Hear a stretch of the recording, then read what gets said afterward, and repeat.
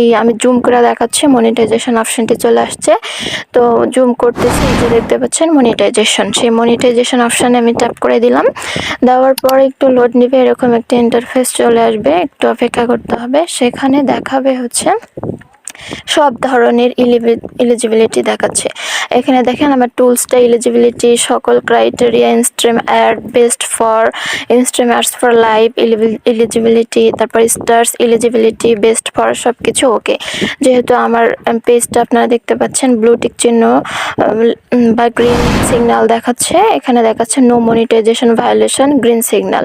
অনেকের কিন্তু এটা গ্রিন সিগন্যাল থাকবে না, যাদের পলিসি ইস্যু থাকবে এরকম তাদের কিন্তু এটা ক্রস চিহ্ন থাকবে। তো আমার পেজে কোনো ইস্যু নেই, এই জন্য এটা গ্রিন সিগন্যাল দেখাচ্ছে, সব কিছু এলিজিবিলিটি ওকে।